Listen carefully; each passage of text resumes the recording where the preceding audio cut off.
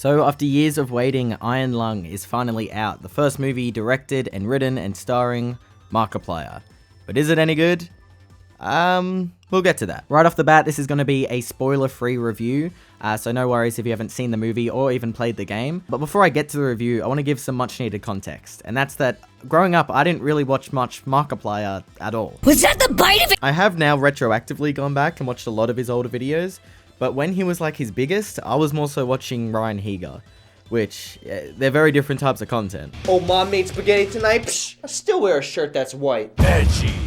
Kinda. I did watch Let's Play videos, but I'm also gravitated towards DanTDM or Stampy rather than Markiplier growing up. And then by the time I was more into Markiplier, I'd sort of grown out of Let's Plays anyway, and I don't know, I just never got into him. That being said, when I heard he was making this movie, I was 100% on board. And it wasn't just because of Raka Raka making Talk to Me, although that is a big component. I think YouTubers do understand a lot about what audiences want from their movies. However, I just think it's so cool that he was able to make this movie on his own. Sure, he has a lot of money from YouTube, I don't doubt that. However, he played the game in 2022, announced the movie in 2023, and announced that he'd be writing and directing it. He didn't have to do that. He's making this all on his own, and there's pretty much no distributor. He went through the power of his audience to make this film available in cinemas. And the fact that I'm in Australia and was even able to watch it is crazy because it doesn't have a studio attached to it. It's an insane achievement. And when you look at the behind the scenes, it really just is one massive practical set that they've just put so much time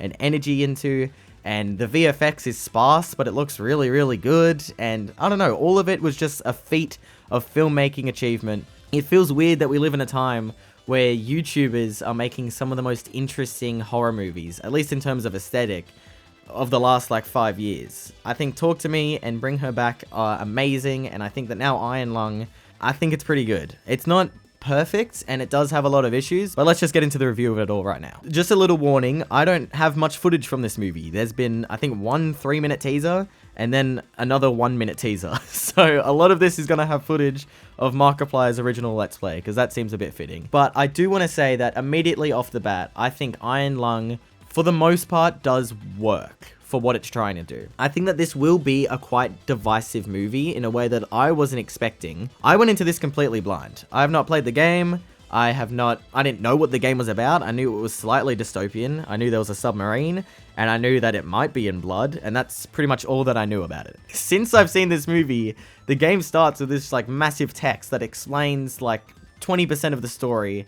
And I was just, oh, I needed that a lot in the movie. To be fair, there was an opening monologue, but I could not hear it because the people behind me in the cinema were talking really loud. Anyway, I did really like this movie. I think that off the bat, the aesthetic and the tone is nailed in a way that's really, really hard to do for a first-time horror movie. I feel like a lot of horror movies kind of miss the tone. They make it either too silly or too funny or too serious, but this one does balance it a lot. It feels genuinely desperate, and I did really like the aesthetic of the set. But what really blew me away in the initial part of this movie was the cinematography. Markiplier has said to give all the credit to Philip Roy. He's the director of photography, and he absolutely nails it. I think that all the lens choices that they do are so cool. Markiplier just went on livestream and showed this new lens that he got for an upcoming project that he might want to do, and it looks sick. I just think it's insane that you spend 2 hours in the same metal box in the same environment with the same person, and the shots never feel like they're repeating too much or gratuitous or whatever. At least I never felt that. And that is a bit of a personal distinction. The first act of this movie is very slow burn, and it's kind of meant to be.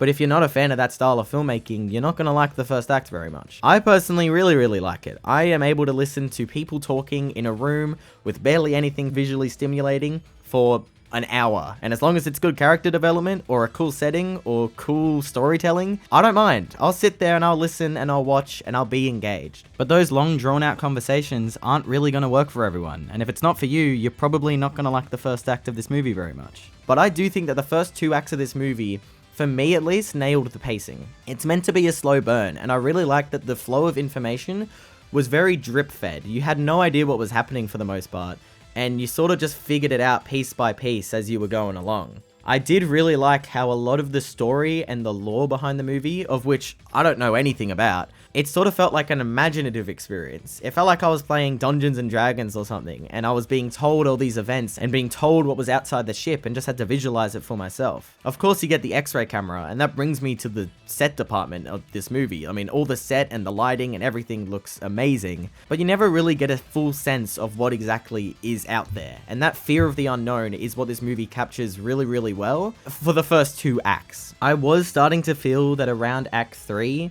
there were so many unanswered questions for me, and the lore just kept piling on top of itself, and there were some very trippy sequences, and not all of it felt cohesive or interesting to me as someone who hadn't played the game. I'm sure if I knew the story ahead of time, that would have been more rewarding, but it kind of felt like it was a fever trip for the sake of a fever trip. I don't know, it felt like you could have easily trimmed 15 minutes of this and had a third act that was much more focused in what it wanted to do.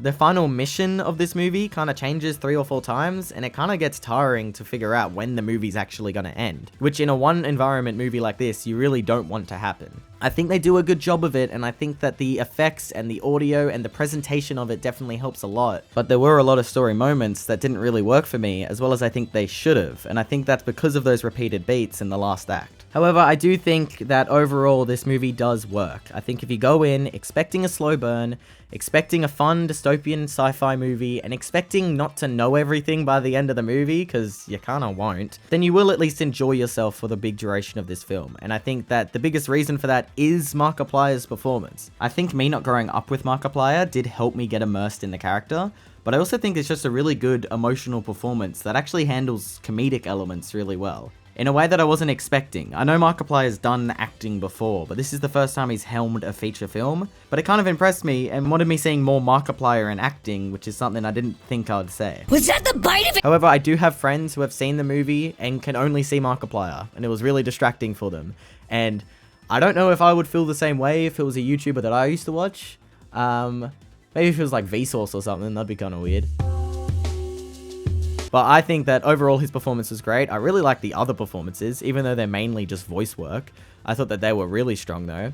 And I really liked all the ways that you saw the convict's backstory. It's really never fully explained, but you kind of do have to piece it together yourself. And by the end of the movie, I think it does work really well. But I do think the biggest flaw of this movie is that it asks a lot from you in a way that isn't presented very clearly. And it's very distracting if it's your first time engaging with this franchise. I think that if you know what to expect from the Iron Lung, you will enjoy it a lot. And I think that if you don't, then the first or third act might not work for you. But overall, I think the movie does work. My enjoyment of it would be around a 7 out of 10, but given Markiplier's enthusiasm and making this out of his own pocket and the distribution and just all of it, that's enough extra credit to bump the Iron Lung to a 7.5 out of 10. So thank you so much for watching my review of The Iron Lung. If you've seen this movie and you loved or hated it, leave it in the comments below. If you're looking forward to it, leave it in the comments below. Please like and subscribe, lets me know I'm doing the right thing. And as for the next video, I think it might be a review of Is This Thing On? The new Will Arnett movie, I'm not sure. I'm also have that Netflix video that I'm trying to get started on, and I have an Oscar video that I might release around March Oscar season. So if you're looking forward to that, let me know. Otherwise, I'll see you next time.